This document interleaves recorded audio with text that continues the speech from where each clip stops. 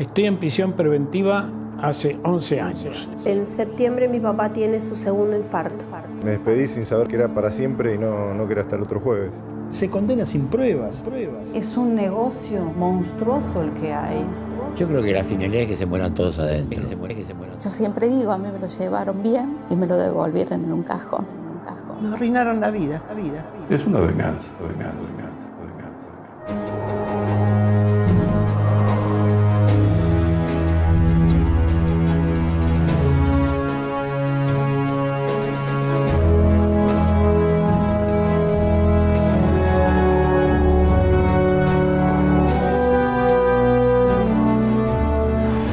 Con la llegada de la democracia en diciembre de 1983, estas tres palabras comenzaron a tomar cada vez más fuerza y no era para menos.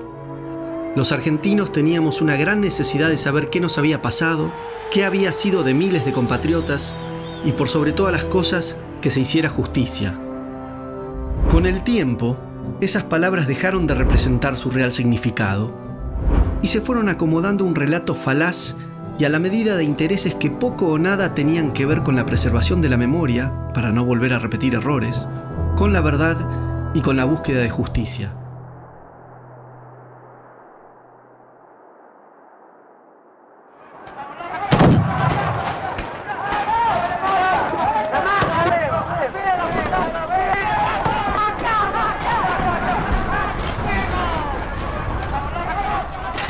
En la década del 70 vivíamos una situación en todo el hemisferio sur, Iberoamérica, África, el sudeste asiático, derivado de las consecuencias graves de las guerras mundiales que abarcaron todo el siglo XX. Y a partir del 47, es decir, 2 años después de la terminación de la Segunda Guerra Mundial, habida cuenta que Stalin no cumple los compromisos de los tratados de Potsdam y Yalta, se inicia una nueva guerra mundial. Y a esta se le llamó fría porque estaba la presencia del artefacto nuclear, de los arsenales químicos y bacteriológicos. El artefacto nuclear quedó para disuadir solamente. Se llegó a la elaboración de la doctrina de la mutua destrucción asegurada. Pero como estaba impedido ese camino, se extiende el espectro de conflicto a las formas más primitivas de la violencia, el terrorismo. Y en la década del 70 estábamos en el cenit de esa guerra mundial, absolutamente diferente a las dos anteriores, que estaba planteándose un conflicto de culturas, es decir, una forma de vivir. Las repúblicas imperiales que estaban inhibidas en el norte nuclearizado de emplear el artefacto nuclear o de agredir con los medios convencionales, pelearon su guerra fría como guerra caliente en el hemisferio sur, que no estaba nuclearizado. Ahí encontramos a Iberoamérica en una situación inédita. Procesos de descomposición política, económica y social, producto de la iniciación de guerras civiles que cabalgaban antiguos conflictos, que en ese momento era peronismo-antiperonismo. Era un conflicto social que hoy le llaman grieta, pero la grieta es muy antigua en la Argentina. Año 59, ingresan oficiales y suboficiales del ejército cubano por las quebradas del norte a Salta e instalan en Orán la primera escuela de formación de cuadros oficiales y suboficiales revolucionarios para la guerrilla. Se iniciaba una agresión por invasión, como lo dice el Tata Joffre en su último libro, Fue Cuba. Pero la Argentina ignoraba la posibilidad de esta agresión. Es más, entendía que la guerra mundial en acto no tocaba a Iberoamérica, que era un problema de las superpotencias. Y teníamos un problema estratégico acá, que se le dio tratamiento de seguridad pública. Actuó la policía. La Cámara Federal Penal de la Nación se creó en el año 1971. Fue un diseño del ministro de Justicia, el doctor Jaime Perrió. Jaime Perrió había advertido que las fuerzas policiales y los juzgados federales, inconexos entre sí y desparramados por todo el país en donde se desarrollaban las actividades subversivas, estaban siendo superados ampliamente por la subversión y no eran eficaces. Entonces pensó en oponerles un organismo que tuviera asiento o jurisdicción en todo el país. Durante los casi 2 años que tuvo vigencia la Cámara Federal de la Nación, no hubo una sola impugnación de sus sentencias, no hubo una sola denuncia de torturas, no hubo ningún desaparecido. Tal como se daba el proceso político, era evidente que la victoria iba a corresponder a la fórmula Cámpora-Lima, que estaba secundada por un sector importante del terrorismo y que era obvio que iban a tratar de poner en libertad a todas aquellas personas que habían sido objeto de condena por parte nuestra. Y por añadidura también se iba a disponer la disolución de la Cámara Federal, tal como ellos mismos lo habían adelantado. A partir de ese momento de la disolución de la Cámara Federal, se produce la libertad simultánea de todos los personajes de la subversión que vuelven a la calle.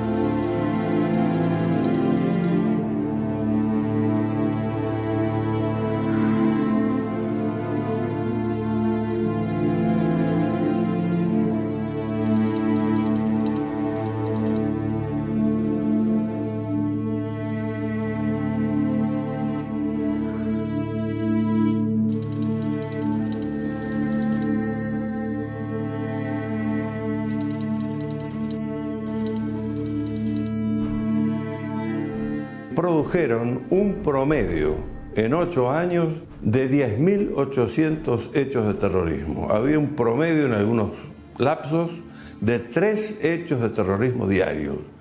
Trajo un sacudimiento crítico en la sociedad que repercutió en la Cámara de Diputados. Hay que leer los discursos de ese momento de la oposición y del oficialismo, que gritaban desde el recinto al Poder Ejecutivo que esto no podía continuar, que era vergonzosa la situación que se estaba viviendo, ahogados en sangre. Y ahí reacciona el Poder Ejecutivo ordenando a través de un decreto el aniquilamiento de ese proceso que llevaba 15 años. Y durante esos 15 años no hubo ni planeamiento estratégico, ni inteligencia estratégica, ni previsiones teóricas para poder llegar a tener una doctrina para enfrentar a esta novedad.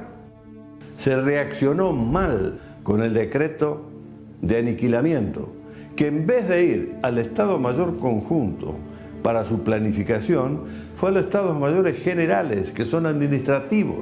No se le entregó una ley que sustente operaciones militares en el marco interno. No había ley. No había sustento jurídico y ético para empleo de fuerza en el marco interno. Las Fuerzas Armadas, con el impulso de defender a su bandera, fueron a esa guerra. Y el enemigo le impuso la modalidad del combate, el terrorismo. De golpear en los lugares más sensibles de la sociedad. Y además tenían apoyo del gobierno de la provincia de Buenos Aires y de varios otros. La idea de tomar el poder de Montoneros era un proyecto realmente en el cual creían. Fue la organización terrorista más grande del mundo en su momento.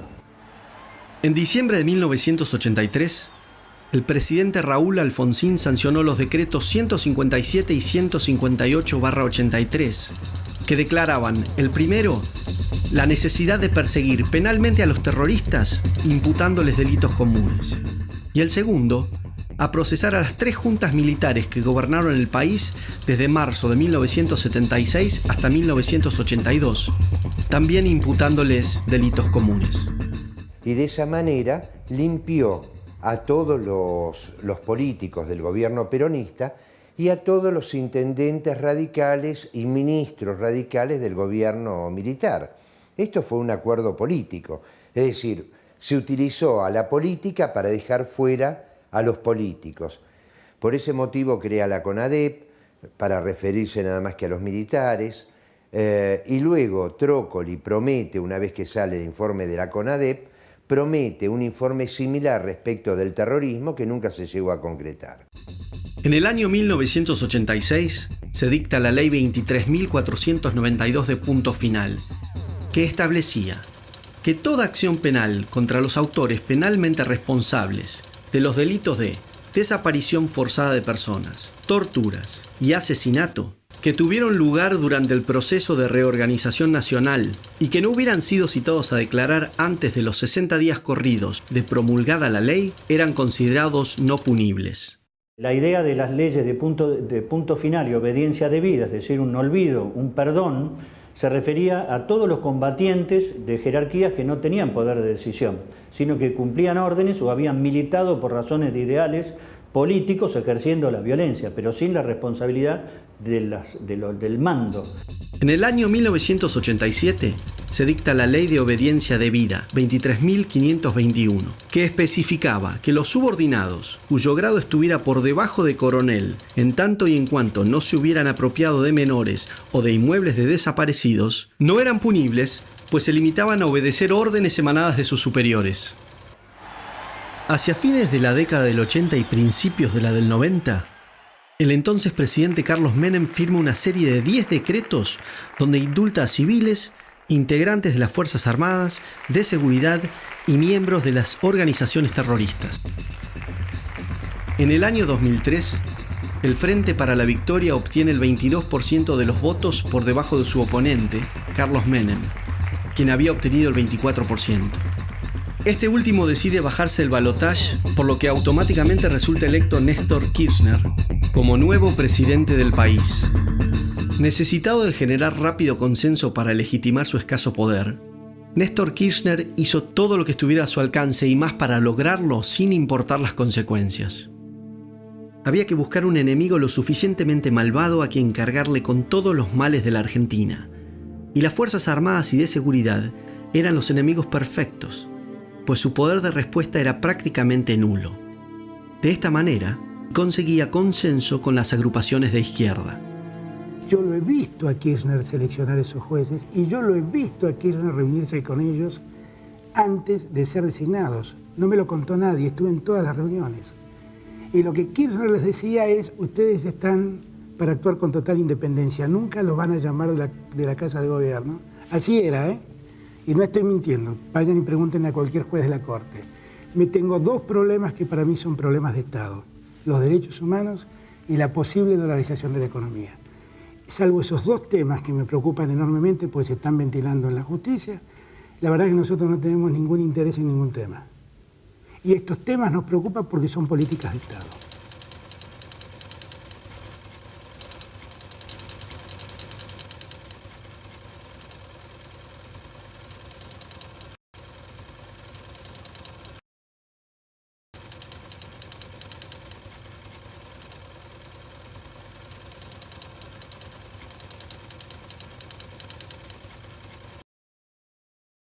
El adoctrinamiento y la subordinación de la justicia eran necesarios para llevar adelante su objetivo de ir por todo.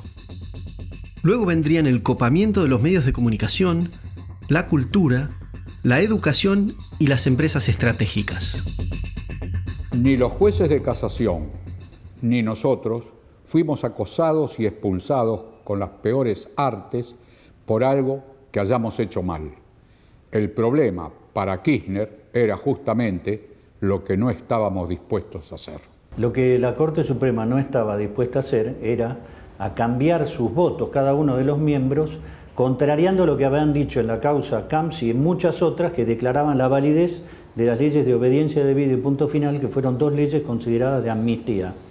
Kirchner se proponía, por el pacto que celebró con Berbisky, modificar esta jurisprudencia sentada por el más alto tribunal y reabrir estos juicios contra los militares. La Corte no estaba dispuesta a hacerlo. Entonces ahí fue donde yo le explico a Kirchner que la cosa juzgada es una cosa firme, que no se puede volver otra vez atrás. Se modifica la Constitución sin llamar a constituyente, incorporando pactos internacionales. En este caso se incorpora el pacto de la imprescriptibilidad de las leyes de lesa humanidad. Pero si esa ley, en el momento que pasaron todos estos hechos, no estaba incorporada en la Constitución, obviamente estoy poniendo la ley en forma retroactiva. Pero, o sea que la retroactividad me la aceptan cuando es perjudicial para el reo, pero no la aceptan cuando es beneficiosa para el reo. Entonces, estas son las cosas que no podía hacer nuestra Corte, porque iba en contra de la naturaleza de las cosas.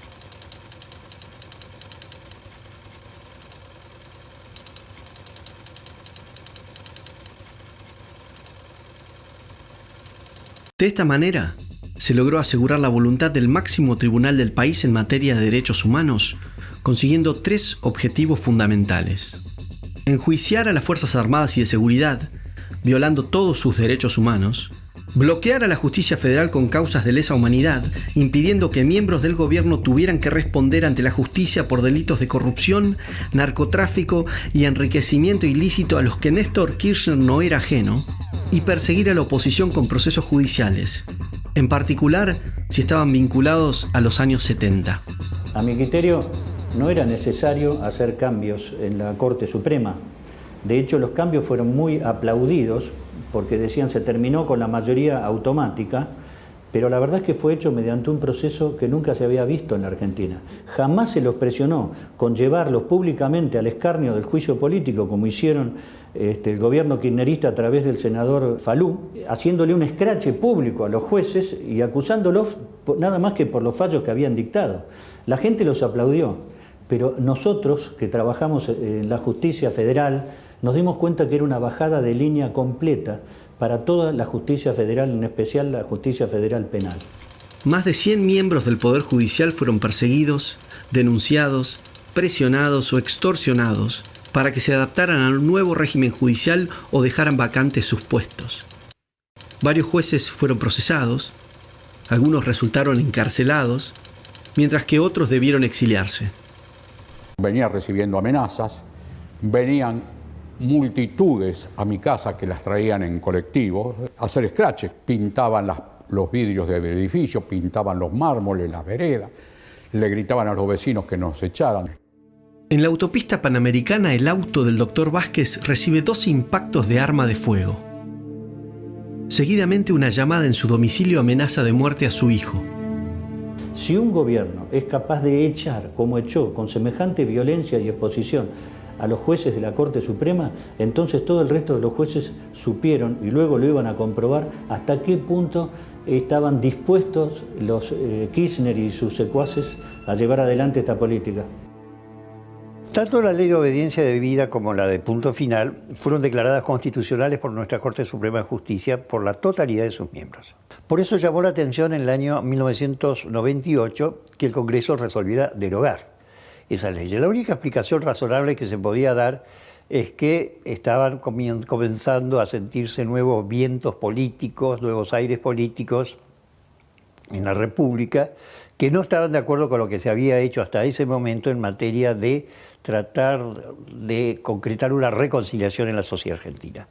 Pero más grave fue lo que aconteció unos años después, en el 2003, cuando se declaró nulas las leyes de punto final y obediencia debida.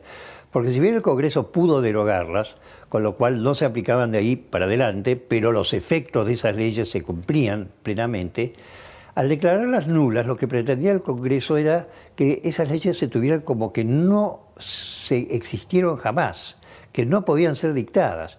Sin embargo, fueron dictadas por el Congreso de un gobierno constitucional, por un Congreso que muchos de los integrantes en el año 2003 lo habían integrado años atrás, con lo cual fue sumamente criticada esa decisión del Congreso, particularmente por la Academia Nacional de Derecho.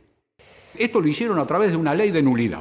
Una ley de nulidad que es una aberración jurídica. Porque, por ejemplo, no declara la nulidad de los indultos de los terroristas, declara la nulidad de los indultos de los militares. El Congreso no puede declarar la nulidad de sus propias leyes, porque cada uno tiene una función. El único que puede declarar que una ley es inconstitucional o nula es el Poder Judicial, no el Congreso. Tan es así esto que necesitaron también que la Corte convalidara esta ley, porque después la Corte sí dice que esas leyes eran nulas y cambia la jurisprudencia. Aparte, esta ley de nulidad declara nulas leyes que también a su vez habían sido derogadas, porque ya punto final y obediencia debida había sido derogado, pero habían tenido efecto. Mientras tuvieron efecto, esos efectos fueron válidos y siguen siendo válidos.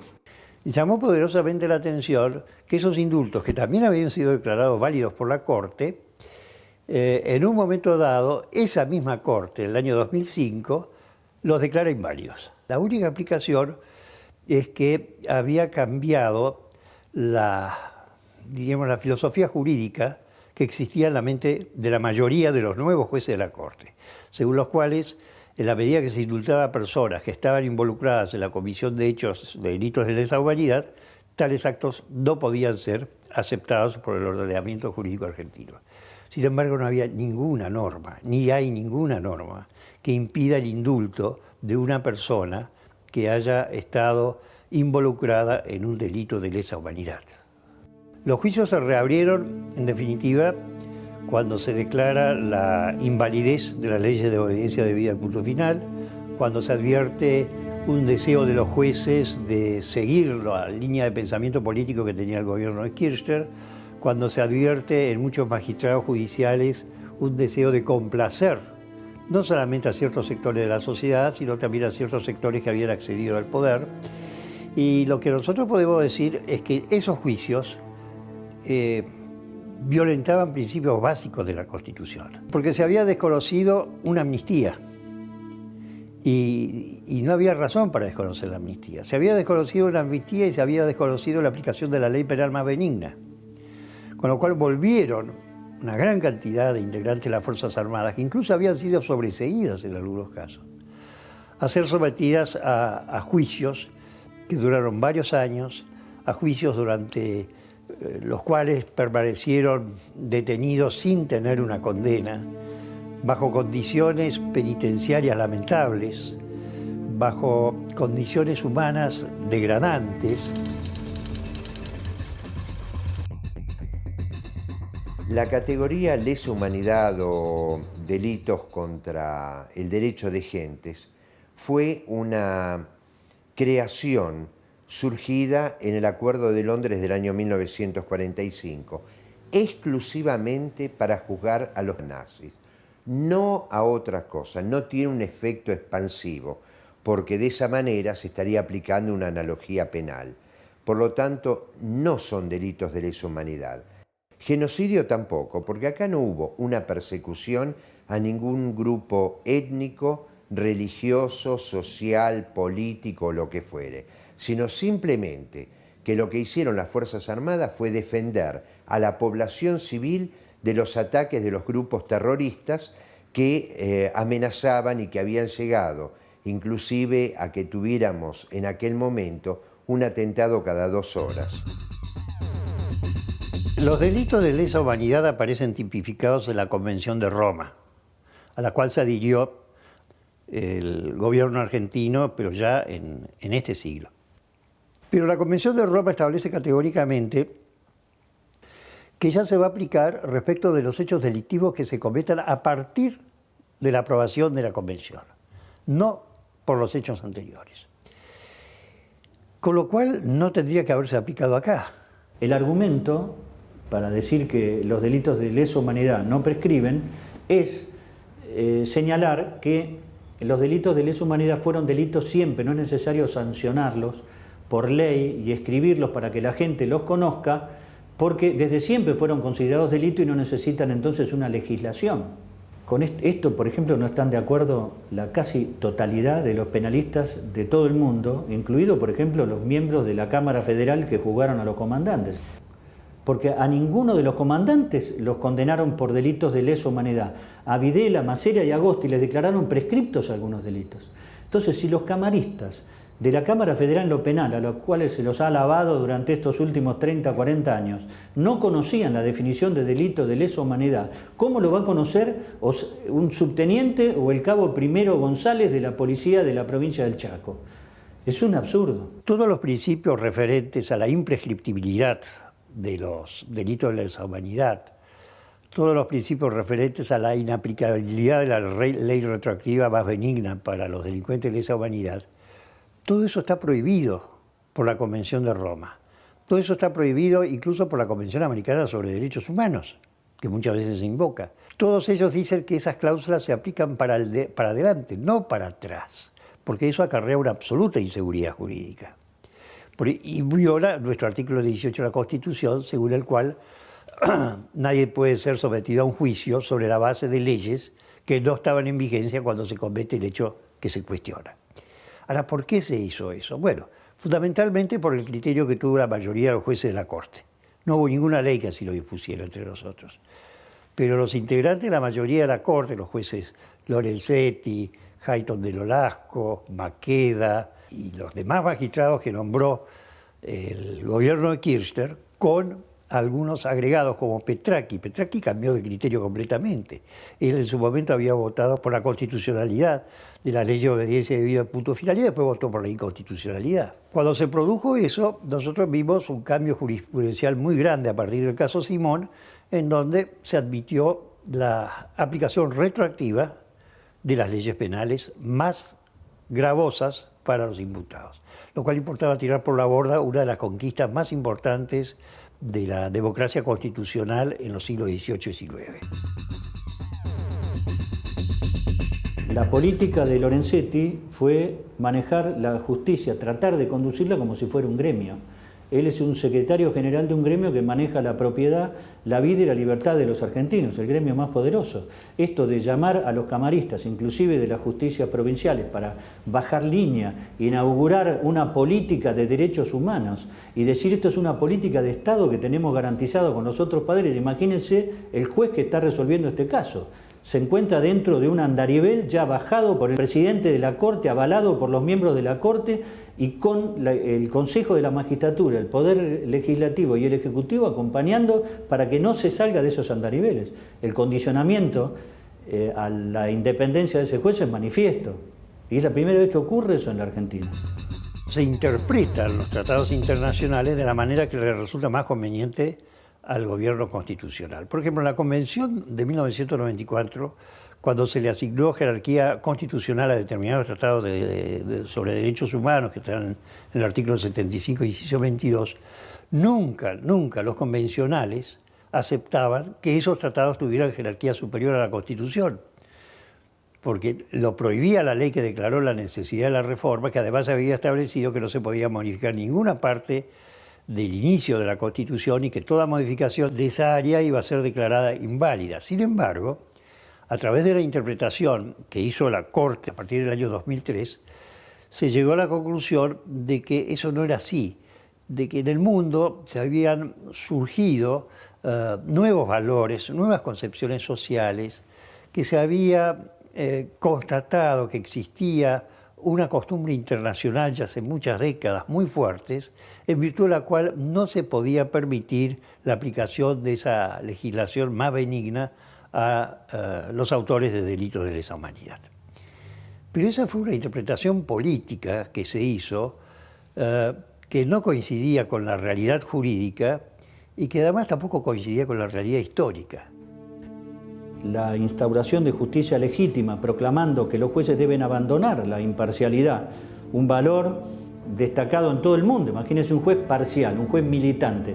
Cuando un país se embarca en una aventura semejante y cuenta con la complicidad del Poder Judicial, el Legislativo y el Ejecutivo, ¿a qué se llega? A lo que es hoy Venezuela. Ninguna cárcel argentina cuenta con una infraestructura seria para atender casos gerontológicos y más casos de estrés agudos o crónicos. En los casos de lesa humanidad, lo que pasa es que son gente que muchos de ellos están sometidos a proceso, no tienen condena, ven que otros de iguales en delitos no lesa salen tranquilamente excarcelados y esto los mantienen pese a que hay una ley clara y precisa que dice que a los 70 años se los puede sacar. Papá, después de varios procesos que ya lo habían comenzado a perseguir, llamémoslo así, judicialmente por los temas estos de lesa humanidad, es arrestado, es detenido y encarcelado. Habiendo sido ya juzgado durante el gobierno de Alfonsín y declarado libre de culpa y cargo, o sea que lo juzgaron 2 veces por la misma causa. Estaba destinado en Bahía Blanca y era auxiliar de personal. No tenía contacto con operaciones ni con inteligencia, no tenía ningún contacto con eso. La causa que le endosaban a él era ser cómplice y miembro de una asociación ilícita, es decir, el ejército era una asociación ilícita para la justicia y él era parte de esa asociación ilícita y cómplice de haber participado en la detención y desaparición de X cantidad de personas, muchos de los cuales estaban vivos. En realidad él fue condenado en primera instancia, no tenía sentencia firme. Fue condenado a cadena perpetua, como todos. La negación de la prisión domiciliaria simplemente se reduce en que era parte del plan de esta injusticia en crear una pena de muerte encubierta. Destaco también los padecimientos que sufrió en los juicios, que más que juicios eran unas farsas a nivel de lo que podría haber sido la Rusia de Stalin, en donde había tribunas colmadas de gente insultando y arrojándole cosas. Las irregularidades que más grandes que se cometieron en el juicio fue no haberle aceptado su legajo, que es un documento oficial, como prueba de que él, en el momento de la fecha de la acusación, él estaba prestando servicios en la escuela de guerra y estaba destinado en Estados Unidos, y tampoco le aceptaron el pasaporte porque dijeron que no era válido como prueba para demostrar que él no estaba en el país. Razón por la cual quemaron todas las pruebas y lo metieron preso igual. Él ya padecía un problema de presión que lo tenía controlado con pastillas. Aclaro también que las pastillas se las negaban, no se las dejaban que la familia les lleve medicamento y muchas veces el servicio penitenciario no les daba los medicamentos que él pedía. Le bajaba mucho la presión, hasta mediodía estaba con la presión baja y nunca le investigaron por qué, nunca. Y él avisaba, hasta se lo encontraron desmayado en el baño y nunca investigaron por qué. Y después empezó con un dolor muy fuerte en el brazo izquierdo, tremendo. Y le daban Dioxadol nada más. Creo que papá sabía algo, él presentía algo, porque ese sábado que lo fui a visitar con mis 2 hijos y mi esposa, me regaló este anillo que llevó toda la vida y me dio un abrazo y me dijo que lo que quería que lo tenga yo y creo que eso yo lo tomo como que él se estaba despidiendo porque sabía que algo iba a pasar. Cuando papá falleció, tuvo la suerte de haber podido recibir a mi mamá y a mi hermano ese mismo día a la mañana. Me despedí sin saber que era para siempre y no que era hasta el otro jueves. Para mí él era mi San Martín. Perdón. Y uno siente una gran sensación de impotencia y de que todos podemos caer en esto, por cualquier causa. O sea, hoy le cayeron mal ellos y van presos, mañana les caen mal otros y también van a ir presos y le van a inventar las causas, van a inventar las leyes y van a inventar lo que sea para meterlos presos. Estamos todos en riesgo. Nos arruinaron la vida. Teníamos una vida feliz y nos arruinaron. Yo salía a la calle, veía 2 personas grandes que iban de la mano paseando y los envidiaba, porque yo no podía. Nos arruinaron la vida. Hasta hace 10 años éramos felices totalmente. Y después se acabó.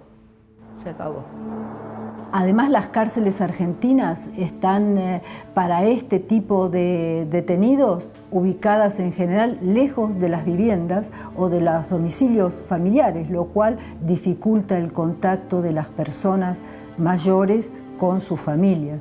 factor fundamental para tener en cuenta a la hora de poder considerar que tengan una vida digna. Pasa el camión a buscarlos a todos los que tengan que hacerse atender en distintos lugares. Los pasan a buscar a las 4 de la mañana, de Marcos Paz van a Ezeiza, de Ezeiza van a todos los domiciliarios y luego llegan a las 8 de la mañana a Devoto, donde hacen traslado de camión y vuelven otra vez a hacer toda la recorrida, o sea, los dejan a uno en un hospital, otro en otro consultorio, hasta que por último llegan a Ezeiza. Cuando llegan a Ezeiza, desde las 4 de la mañana, que estuvieron sin agua, sin comida, sin nada, llegan a Ezeiza a las más o menos 5 de la tarde y el médico que lo tenía que haber atendido ya no está. Fueron 5 veces que lo llevaron de esa manera. La impunidad gerontológica es algo que en abril del 2015 sancionó, promulgó o instruyó la Fiscalía General del Estado, a cargo de la Gils Carbó, se instruyó a todos los fiscales para que se opusieran absolutamente toda medida morigeradora. Por eso los informes de ellos son, todo siempre está bien, además los informes periciales cada vez son peores, son más cortos y ahí rige o la venganza en los que defienden, en los que representan a las fiscalías, porque se oponen a todo, o el miedo, que es lo que impera en el cuerpo médico forense. Hemos sufrido agresiones por parte de las organizaciones de derechos humanos, que de derechos humanos tienen muy poco porque siempre fueron agresivos, violentos. Eso nos daba la pauta de que no estábamos ante una situación normal. El presidente de la Corte Suprema, una vez en una reunión, dice: no sería posible el llevar adelante los juicios de lesa humanidad sin el aporte económico de Holanda, Francia e Inglaterra. Es un negocio monstruoso el que hay. Entonces, ¿qué les puede importar que se hayan muerto, por ejemplo, detenidos, presos, algunos condenados, otros con prisión preventiva eterna, si el presidente del máximo tribunal del país está sosteniendo la mentira por una cuestión económica? Cuando nosotros le hicimos un pedido al ministro de Justicia acerca de que la Secretaría de Derechos Humanos de la Nación funcione como querellante del Estado argentino, nos contestaron tristemente de que eso era una obligación. Si el Estado es el encargado de acusarme, castigarme y pone todos sus órganos para hacer eso, entonces nosotros estamos totalmente desvalidos. Porque ellos dicen que hay una independencia de poderes, o sea que el Ejecutivo, el Judicial y el Legislativo no tienen nada que ver en las cuestiones de los juicios de lesa humanidad, que cada uno actúa en su ámbito diferente. Entonces yo le digo, ¿por qué la Secretaría de Derechos Humanos querella? Si la Secretaría de Derechos Humanos no pertenece al Legislativo ni al Judicial, pertenece al Ejecutivo. Entonces hay una inmiscusión de uno de los poderes sobre el otro. ¿Y qué es lo grave? Que ellos están avalando juzgamientos irregulares, están avalando procesos irregulares. Y eso es un delito, porque lo está haciendo el Estado. Es vergonzoso, tanto que yo, que estaba contra los militares, termino peritando para ellos. En los primeros años del gobierno de Alfonsín, yo peritaba para los organismos de derechos humanos. Cuando yo comencé a decir que estaban violando los derechos humanos ellos, entonces me pusieron de lado. La verdad no está planteada públicamente. La política de defensa del Estado ha sido reemplazada por la política de derechos humanos. Y la política de derechos humanos es un arma estratégica. Nada tiene que ver con los derechos humanos. Están en nuestra Constitución. No hay ningún país comunista que respete un solo derecho humano o que tenga derechos humanos establecidos en sus constituciones. Es una terrible paradoja que el Estado, que ordenó a las Fuerzas Armadas hacerse cargo de terminar con el tema de la violencia ejercida contra toda la sociedad por los grupos armados terroristas, y ante la incapacidad de una clase política que no estuvo para nada a la altura de las circunstancias, hoy sea querellante en los juicios de lesa humanidad. que permita que personas ancianas sean denigradas en falsos juicios, que se los condene de antemano, que sufran todo tipo de maltrato, tanto físico como psíquico, que se les niegue tratamiento médico y que se los abandone a su suerte. Es un fenómeno muy complejo el tema de los juicios. Creo que es la materialización de una venganza, por un lado, es decir, hay sectores que no han cesado en sus intentos por golpear a las Fuerzas Armadas. En algún momento lo hacían con arreglo a las bombas, a los atentados. Hoy lo hacen conforme a una vía institucionalizada, manipulada por la política, pero que tiene el mismo efecto, ¿no? Hay una revancha de lo que fue una guerra que en términos bélicos un sector la perdió, fue el sector de las izquierdas revolucionarias, de las izquierdas armadas. Ahora sigue la guerra de la política. Otro factor es el factor económico. Hay gente que ha hecho mucha plata con el tema de los 70 y tiene que mostrar una eficacia judicial que materialice la lucha de tantos años en el terreno de la política, pero que en cierto sentido es una lucha en el terreno de lo material también. El caso que más sobresale es el de Sueños Compartidos, ¿no? Que atrás de una épica de la lucha de Madres de Plaza de Mayo, estafaron al Estado y con ello al pueblo argentino con casas que jamás se construyeron, con sumas multimillonarias. Con lo cual hay gente que efectivamente ha vivido muy bien en función de todo lo que pasó. Podemos hablar de las leyes de indemnizaciones, leyes que son tan laxas en su formulación que han permitido un sinfín de indemnizaciones a gente que después reapareció. Con lo cual, digamos, ha habido un sector que yo llamo los empresarios de los 70. Los empresarios de los 70 son los tipos que han vivido gracias al conflicto de los 70, pero en el hoy. Y después está el sector de la política. Un sector de gente al buen estilo Néstor Kirchner, que en los 70 no tuvo ni arte ni parte, y después reinventó su propia biografía personal para hacernos creer que él tuvo una participación orgánica dentro de estos grupos revolucionarios, y sin embargo, durante su intendencia, por ejemplo, y la gobernación de Néstor Kirchner en el sur, jamás se acercaron a los grupos de Madres de Plaza de Mayo, no les prestaban ni siquiera el Zoom de un colegio para poder hacer los actos los 24 de marzo.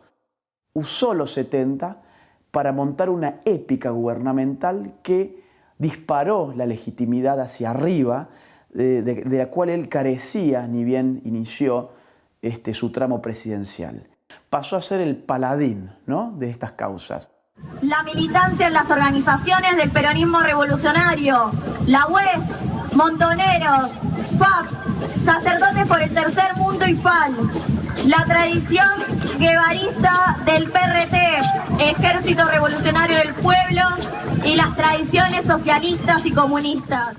Acá hay una falla de nuestra clase política en el sentido de no haber ofrecido a los jóvenes una épica que le pusiera los ojos en la frente y les quitara los ojos de la nuca. Tenemos jóvenes que hablan como viejos, jóvenes que te hablan sobre la revolución, jóvenes que te hablan sobre las conquistas sociales y ese tipo de cuestiones, mientras tenemos otros países donde los jóvenes están hablando sobre la robótica, sobre cómo mejorar el día a día efectivo de cada país y venden menos humo. La acción psicopolítica desarrollada en paralelo con la acción judicial por Horacio Berbisky desde el CELS y desde la prensa han encerrado en una tenaza a la población argentina.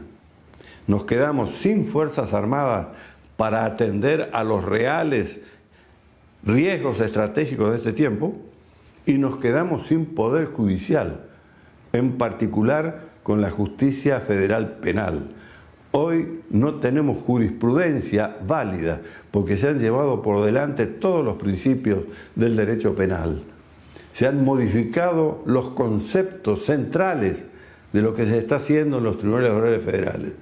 Se ha modificado el concepto de lesa humanidad que da el Tratado de Roma, la Convención de Roma.